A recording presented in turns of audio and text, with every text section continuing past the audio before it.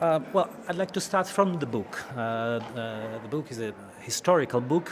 I was wondering what attracted you to that story and what work did you do to change the structure and to make it into a movie? Yeah, when I started reading the book, I was literally probably 15 or 20 pages in, and I almost put it down because I thought, I can't make a movie. I don't want to make a movie about these guys. They were so savage. They were, the men in this story. They're born in the middle of the 100 Years' War. They kind of rape and pillage their way through life and kill, and it's just a very incredibly violent time. And then they die, and this war is still going on.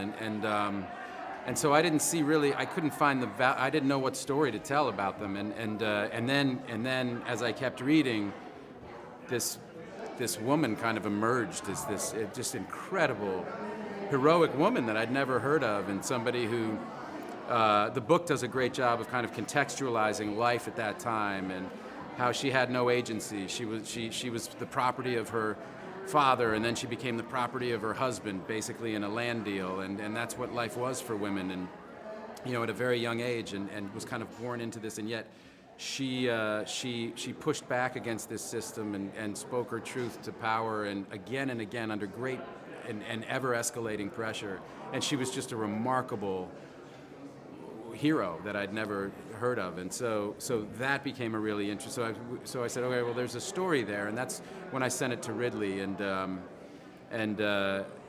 then in the process of discussions with him, and we were trying to find a writer for the movie.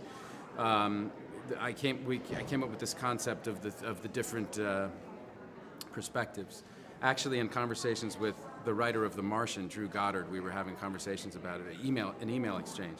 And then it was like a moment where it just clicked, and so then I felt like I knew how the story should go, and then I told Ben about it, and we were off to the races from there. Well, a question for you. We told about the situation of women at the time. Did you feel protected by the fact that there was a female screenwriter as well as two male screenwriters? Yes, of course. I mean, Matt and Ben are incredible. But I think there's something about a woman's sensibility, and Nicole was really able to bring a gravitas and a nuance to kind of the female perspective and her emotions and what it is she may be feeling at this time. So it was incredible, and we got on very well. And I said briefly before, when Matt, Ben and Nicole were ever having a writing meeting, they'd always text me and invite me along, and I'd always be a part of those conversations when it came to her story. How was I feeling? What were my instincts? So it was really comforting to kind of be involved in that, for sure.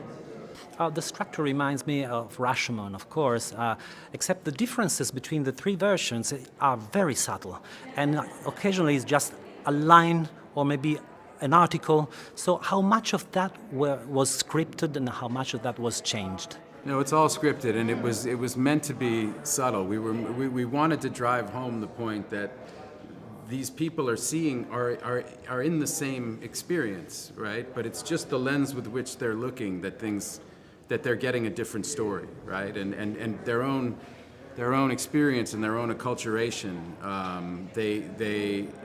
they're blind to what certainly to what she's seeing. They don't even understand that she's a human being. So they're in their own story in a way, and so we wanted those differences to be subtle for that reason. But even the subtlest differences lead to these incredibly different understandings of the world. And I think the beauty as well of the film is, I imagine people will probably get to the end of it and then go, "Oh, remember, in the previous story, yeah," and they maybe want to go back and watch it again. I think there'll probably be little things that they really realize at the end of the film, which they may have just kind of brushed past initially, which I think it's the gift that keeps on giving. Let's talk about the timeliness of a movie that takes place so many centuries ago. Trial by combat maybe is not in vogue anymore, but the idea of consent and the relationship between men and women is still under discussion, although it has evolved, of course. How important do you think, that's a question for both of you, that the movie is today in this period? Yeah, well, we made a significant change from the book, which was in the book.